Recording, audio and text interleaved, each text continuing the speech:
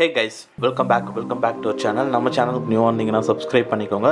So இப்போ இந்த வீடியோவில் Redmi Buds 4 Active இந்த இயர்பட்ஸோட ஒரு அன்பாக்சிங் அண்ட் ஃபர்ஸ்ட் இம்ப்ரெஷன் தான் பார்க்க போகிறோம். ஸோ இது வந்து ரிவ்யூ கிடையாது பட் ஆல்மோஸ்ட் எல்லாமே நம்ம இந்த இயர்பட்ஸில் செக் பண்ணியிருக்கோம். ஸோ நான் என்னெல்லாம் எக்ஸ்பீரியன்ஸ் பண்ணணும் ஸோ அதெல்லாம் உங்ககிட்ட இப்போ இந்த வீடியோவில் நான் ஷேர் பண்ணுறேன். ஸோ ரெட்மியில் வந்து ரொம்ப டேஸ் கழிச்சு ஒரு இயர்பட்ஸ் வந்து லான்ச் பண்ணியிருக்காங்க, Redmi Buds 4 Active. ஸோ இதோட ப்ரைஸ் வந்து இப்போதைக்கு ஒரு ஷார்ட் டேர்முக்கு வந்து ஒரு 1100 இல்லை 1200 குள்ளே இதோட ப்ரைஸ் இருக்குது. அண்ட் மேபி ஃபியூச்சரில் 1500 இல்லை எவ்வளோ வரும்னு தெரியல. அண்ட் இந்த இயர்பட்ஸ் இப்போ அமேசானில் அவைலபிள் இருக்குது. ஸோ ப்ராடக்ட்கான லிங்க் டிஸ்கிரிப்ஷனில் இருக்கும், செக் பண்ணி பாருங்கள். ஸோ இப்போ first of all Redmi Buds 4 Activeக்கான பேக்கேஜ் வந்து இதுதான். ஸோ பாக்ஸ்க்குள்ளே உங்களுக்கு ஃபர்ஸ்ட் எடுத்துனே சார்ஜிங் கேஸ் வந்து கொடுத்துருப்பாங்க அண்ட் ஒரு கவரில் பண்ணி அழகாக கொடுத்துருக்காங்க. பேக்கேஜிங் குட்டாக இருக்குது. அண்ட் தென் இன்னொரு கவரில் வந்து இயர் டிப்ஸ் வந்து ஒரு 2 பேர் ஆஃப் இயர் டிப்ஸ் கொடுத்துருக்காங்க. அண்ட் தென் யூசர் மேனுவல் வந்து கொடுத்துருக்காங்க, Redmi Buds 4 Activeோட யூசர் மேனுவல். டோட்டலாக பாக்ஸில் உங்களுக்கு இதெல்லாம் தான் இருக்கும். அண்ட் பாக்ஸில் வந்து உங்களுக்கு USB Type-C கேபிள் எப்போவுமே எல்லா இயர்பட்ஸ்லேயும் வரும், ஒரு ஷார்ட் கேபிள். அண்ட் அந்த கேபிள் இவங்க வந்து தரல. மேபி யாராவது யூஸ் பண்ணுறதுலன்னு தரலையா என்னன்னு தெரியல. நீங்கள் வந்து இயர்பட்ஸில் வர அந்த ஷார்ட் USB Type-C கேபிளை யூஸ் பண்ணுவீங்களா? ஸோ அதை வந்து கமெண்ட் செக்ஷனில் சொல்லுங்கள். ஸோ இப்போ ஓவராலாக வந்து பாக்ஸில் தான். இப்போ வந்து நம்ம ஃபஸ்ட் எடுத்துன்னு இந்த இயர்பட்ஸோட பில்ட் குவாலிட்டி அண்டு டிசைன் பார்க்கலாம். ஸோ இது வந்து ஒரு 1100 ப்ரைஸில் இருக்குது. ஆனால் இதோட ஃபினிஷ் அண்ட் பில்ட் குவாலிட்டி வந்து ஒரு ப்ரீமியம் செக்மெண்ட்டில் வந்து கொடுத்துருக்காங்க. ஸோ இதோட டெக்ஸ்சரே பார்த்தீங்கன்னா நல்ல ஒரு ரஃப்பாக சொரசொரப்பாக இருக்குது. ஆனால் ஒரு நல்ல ஹேண்ட்ஸில் நம்ம நல்லா ஹோல்ட் பண்ணுறதுக்கு ரொம்ப குட்டாக இருக்குது. அண்ட் சைட்ஸ்லலாம் வந்து இந்த இடத்துல ஒரு ஷைனிங்காக ஒரு லைன் மாதிரி ஒன்று கொடுத்துருக்காங்க.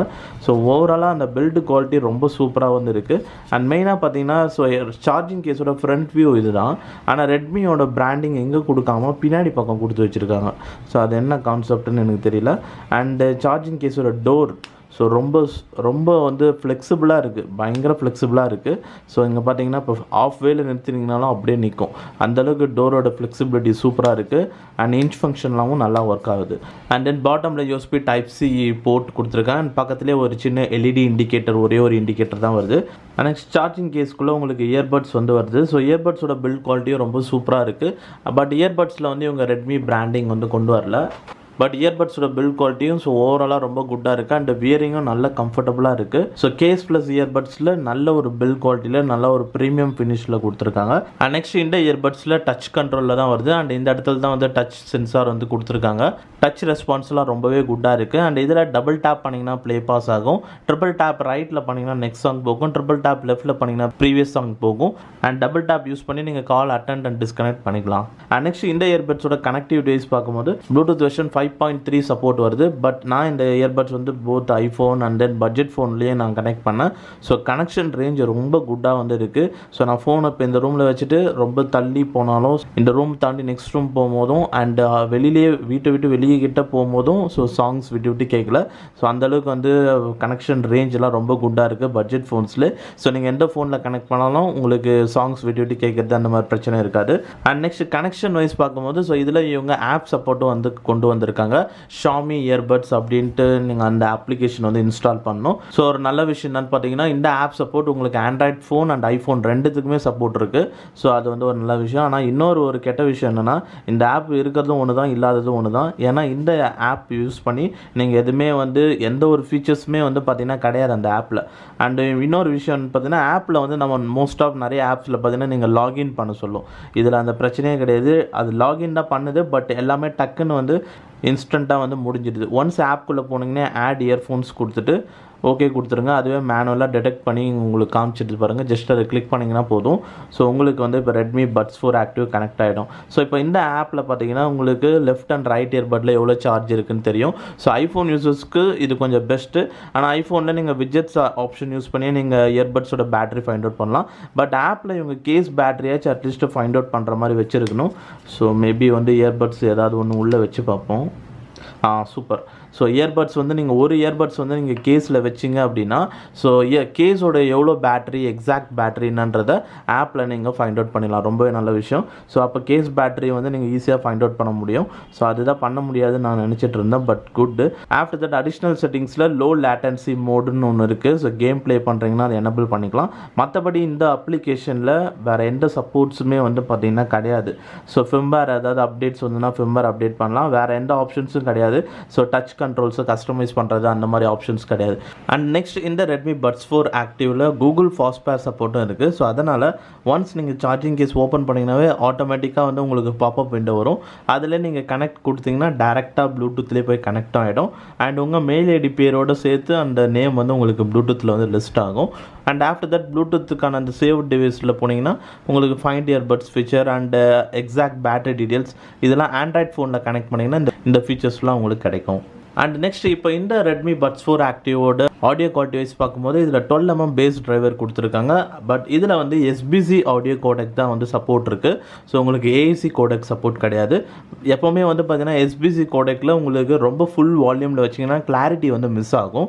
பட் இந்த எஸ்பிசி கோடெக்கில் மேக்ஸிமம் பார்த்தீங்கன்னா நம்ம செக் பண்ண இயர்பட்ஸ்லாம் வால்யூம் நல்லா சவுண்டாக சத்தமாக கேட்கும். ஆனால் கிளாரிட்டி ரொம்பவே அப்படியே ஒரு மாதிரி இறைச்சலாக இருக்கும்.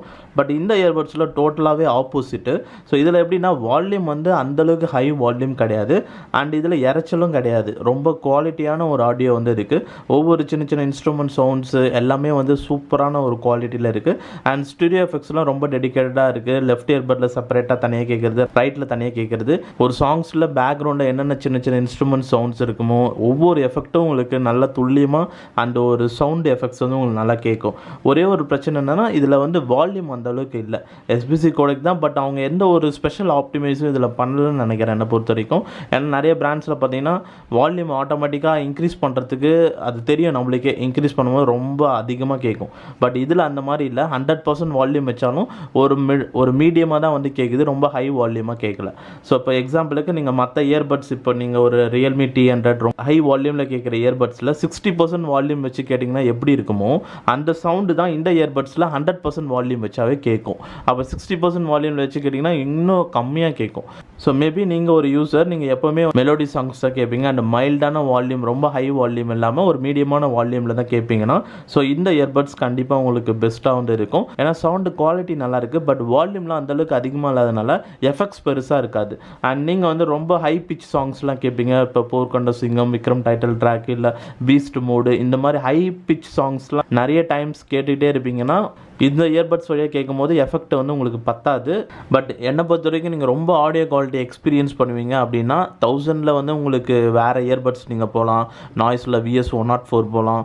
அண்ட் விங்ஸில் கூட நீங்கள் ரீசெண்டாக ஒரு இயர்பட்ஸு நம்ம இப்போ யூஸ் பண்ணிகிட்ருக்கோம், விங்ஸ் ஃபேண்டம் 380. ஸோ அதிலலாம் நல்ல ஆடியோ குவாலிட்டி இருக்குது. ஸோ அந்த மாதிரி இயர்பட்ஸ்லாம் நான் ஆடியோ கேட்கும்போது 100%ல் என்ன சவுண்டு இருக்குமோ அதில் 50%ல் என்ன சவுண்டு வச்சா வருமோ அதுதான் இதில் 100% வால்யூமில் வச்சா நம்மளுக்கு கிடைக்குது. அதனால் எஃபெக்ட் கொஞ்சம் கம்மியாக இருக்குது.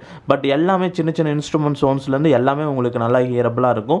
நல்ல ஒரு குவாலிட்டியான ஒரு சவுண்ட்ஸ் இருக்கும். பட் எஃபெக்ட் கம்மியாக தான் இருக்கும். அண்ட் நெக்ஸ்ட் கால்ஸ் வைஸ் பார்க்கும்போது இப்போதைக்கு நம்ம இதோட இயர்பட்ஸ் வந்து நம்ம ஃபஸ்ட் இம்ப்ரெஷன் தான் இப்போ பார்த்துட்ருக்கோம். அதனால் கால்ஸ் வந்து நான் இண்டோர் மட்டும் தான் இப்போதைக்கு நான் செக் பண்ணியிருக்கேன். இண்டோரில் செக் பண்ண வரைக்கும் ஸோ நான் வந்து கால் பேசும்போது நீங்கள் ஒரு அமைதியான ரூமில் கால் பேசுகிறீங்கன்னா ஸோ எந்த ஒரு டிஸ்டர்பன்ஸும் இருக்காது, நல்லா பேசலாம். அண்ட் ஃபேன் நாய்ஸ் இருக்கும்போது கூட ஃபேன் நாய்ஸ் மைல்டாக தான் இருக்குது. நான் பேசுகிறது ஃபேன் பேக்ரவுண்ட் நாய்ஸ் விட என் வால்யூம் லெவல் நல்லா அதிகமாக இருக்குது. பட் ரொம்ப வந்து உங்கள் ரூம்லேயே வந்து டிவி நாய்ஸ் இருக்குது, ரொம்ப கூச்சலாக இருக்குது, ஏதாவது சாங் நாய்ஸ்லாம் இருக்குன்னா அந்த மாதிரி சுச்சுவேஷனில் கால் பேசும்போது பேக்ரவுண்ட் நாய்ஸ் அந்த ஒரு சாங்லாம் ப்ளே ஆகிட்டு இருக்கு ரொம்ப அப்படின்னா அந்த சவுண்ட்ஸ்லாம் நல்லாவே ஒரு கூச்சலாக ஆப்போசிட் பர்சனுக்கு கேட்குது. நீங்கள் பேசுகிறது ஓரளவுக்கு கம்யூனிகேட் பண்ணுற மாதிரி தான் இருக்கும். அண்டு உங்களோட வால்யூமும் வந்து பார்த்தீங்கன்னா ஒரு மீடியமாக தான் கேட்கும். நார்மலாக உங்கள் சரௌண்டிங்கில் எந்த நாய்ஸும் இல்லைன்னா அப்போ நீங்கள் பேசுகிறது நல்லா லவுடராகவே கேட்குது. அதாவது கேட்குற அளவுக்கு இல்லை, அதை விட அதிகமாகவே கேட்குது. ஆனால் உங்களை சுற்றி நாய்ஸ் அதிகமாக வந்துச்சுன்னா அப்போ நீங்கள் பேசுகிறது ஆப்போசிட் பர்சனுக்கு ஓரளவுக்கு கேட்குற அளவுக்கு தான் இருக்குது. நான் சொல்கிறது வந்து மோர் தென் 70 டெசிபல் டிஸ்டர்பன்ஸ் வந்து உங்களை சுற்றி இருக்குன்னா அந்த டைமில் கால் பேசுனா ஆப்போசிட் பர்சனுக்கு ரொம்ப லைட்டாக தான் வந்து கேட்கும். ஓரளவுக்கு கம்யூனிகேட் பண்ணுற அளவுக்கு தான் இருக்கும். அண்ட் நெக்ஸ்ட் இந்த இயர்பட்ஸோட பேட்டரி வைஸ் பார்க்கும்போது இதோட பேட்டரி எம்ஏஹெச் டீட்டெயில்ஸ் எக்ஸாக்டாக தெரியல. பட் பிராண்ட் வந்து அப் டு 30 hours வரைக்கும் டோட்டல் ப்ளே டைம் வரும்னு சொல்கிறாங்க, கேஸ் ப்ளஸ் இயர்பட்ஸ் சேர்த்தா. அண்ட் பேட்டரிக்கும் நம்ம செப்பரேட்டாக வந்து ஒரு வீடியோ போடுறோம். அண்ட் இதோட ரிவ்யூ சூன் போடும்போது ஸோ அதில் எல்லாமே வந்து கவர் பண்ணுறோம். ஸோ இப்போ ஓவராலாக இந்த ரெட்மி பட்ஸ் 4 ஆக்டிவோட ஒரு ஃபர்ஸ்ட் இம்ப்ரெஷன் வந்து இதுதான். ஸோ நீங்கள் இந்த இயர்பட்ஸ் வந்து நீங்கள் பை பண்ணுற மாதிரி இருந்தீங்கன்னா ஸோ அமேசானில் இந்த ப்ராடக்ட் அவைலபிள் இருக்குது. ஸோ அதுக்கான லிங்க் வந்து டிஸ்கிரிப்ஷனில் இருக்குது. அண்ட் இந்த இயர்பட்ஸ் பொறுத்த வரைக்கும் ஸோ ஓவராலாக இதுதான் ஸ்டேட்டஸ். ஸோ குவாலிட்டி வைஸ் நல்ல மெட்டீரியல், நல்ல ஒரு குட் ஃபினிஷ், ப்ரீமியம் குவாலிட்டியில் வந்து இருக்குது. அண்ட் ஆடியோ குவாலிட்டி எஃபெக்ட்டை பொறுத்த வரைக்கும் நார்மலாகவே நீங்கள் வால்யூம் கம்மியாக தான் கேட்பீங்க, ஒரு மைல்டாக தான் கேட்பீங்கன்றவங்களுக்கு ஸோ இது நல்லாவே வந்து உங்களுக்கு நல்ல ஒரு எஃபெக்ட் வந்து உங்களுக்கு கொடுக்கும். பட் ரொம்ப ஹை வால்யூமில் நான் கேட்பேன், நான் வந்து ரொம்ப ஹை பிச் சாங்ஸ்லாம் கேட்பேன், போர்க்கொண்ட சிங்கம் and Vikram Vikram title track beast mode இந்த மாதிரி பாட்டெலாம் நான் அதிகமாக கேட்பேன், நல்ல எஃபெக்ட் இருக்கணும்னு நினச்சிங்கன்னா ஸோ இந்த இயர்பட்ஸில் நீங்கள் அந்த மாதிரி சாங்ஸ்லாம் கேட்கும்போது உங்களுக்கு எஃபெக்ட் அந்தளவுக்கு இருக்காது. ஸோ அதனால் நீங்கள் அந்த மாதிரி சாங்ஸ் கேட்கணும்னு நினச்சிங்கன்னா 1300 அரௌண்ட் விங்ஸ் 380 இருக்குது. நம்ம அந்த இயர்பட்ஸ்க்கான ரிவ்யூ சூன் போஸ்ட் பண்ணுறோம். ஸோ இதில் வந்து உங்களுக்கு அந்தளவுக்கு ஹை வால்யூமில் எஃபெக்ட்ஸ் இருக்காது. ஸோ இப்போ ஓவராலாக அவ்வளோதான் இந்த ரெட்மி பட்ஸ் 4 ஆக்டிவ் இந்த இயர்பட்ஸ்க்கான ஒரு அன்பாக்சிங் ஃபர்ஸ்ட் இம்ப்ரெஷன். ஸோ இப்போ அவ்வளோதான். இப்போ இந்த வீடியோ பிடிச்சிருந்தா வந்து லைக் பண்ணுங்கள். நம்ம சேனலுக்கு நியூவாக இருந்தீங்கன்னா சப்ஸ்கிரைப் பண்ணிக்கோங்க. அண்ட் தேங்க்ஸ் ஃபார் வாட்சிங் திஸ் வீடியோ கைஸ்.